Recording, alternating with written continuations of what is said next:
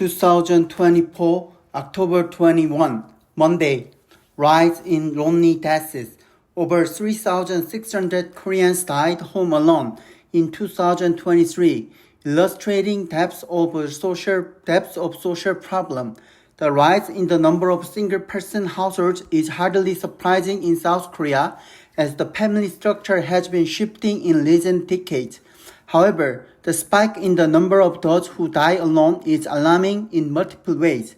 The number of what is called lonely deaths, or godoksa in Korean, stood at 3,661 in 2023, up from 3,559 the previous year. According to the data released by the Ministry of Health and Welfare, the figure about individuals dying in isolation has risen for 3 straight years since 2021, when the government began to compile the related data.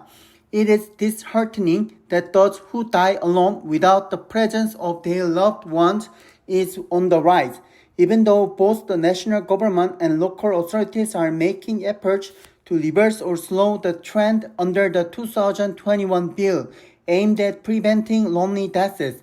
According to the new data, 1.04 out of every 100 deaths in South Korea were solitary deaths last year. Given the steady growth of such deaths, the central government is required to take more prevention initiatives in concert with local administrations and civic organizations. The reason for concerted efforts to curb lonely deaths is obvious. In South Korea, welfare support for retirees is far from sufficient, which drives many elderly people to live in poverty, even though they suffer from illnesses related to age. They are reluctant or unable to go to hospitals because of the cost. The result is extremely painful deaths that hit those people in isolation in the form of suicide, illnesses, or other causes. Government officials reckon that the growth of single-person households is one of the key reasons behind the unfortunate deaths. The number of one-person families was 7.60 million in 2021, before rising to 7.5 million in 2022 and 7.82 million in 2023.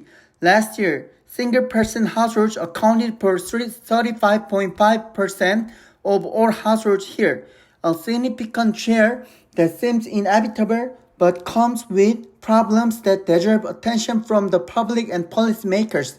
This explosive social trend should be addressed with proper public funds and programs, since over one-third of all households are those who are likely to face social isolation without proper welfare support and confront lonely deaths. The most vulnerable groups are men in their 50s and 60s, accounting for 54.1% of total lonely deaths in 2022 and 53.8% in 2023. Experts warn that these age groups can easily slip into danger zones when their social and family networks disintegrate rapidly upon retirement or job loss. Provincial governments also cannot regularly check on those in their 50s and 60s who retire and live alone, since they are mostly not under the welfare ladder yet. In addition, the issue of lonely deaths among young adults should not be overlooked. Although the overall share of lonely deaths is smaller in this demographic compared to other age groups, the proportion of suicides is disturbingly high. In 2022, among all lonely deaths, 14.1% of cases were suicides. The figure climbed to 59.5% among those in their 20s and 43.4% in their 30s. Many of their tragic deaths were reported to be related to difficulties in getting jobs or losing positions at the workplace. Among lonely death victims, 39.7% in 2022 and 41.4% in 2023 were recipients of basic welfare support from the government. But this suggests that over half of these cases occurred in households not classified as economically vulnerable, and there are more factors other than financial hardship that drive the number of lonely deaths. Anybody can face dangerous social isolation when they become old and ill or jobless and cash-strapped at the time when the traditional closely knit family structure is collapsing. The government, local authorities, and communities should strengthen the social safety net to prevent these tragic deaths.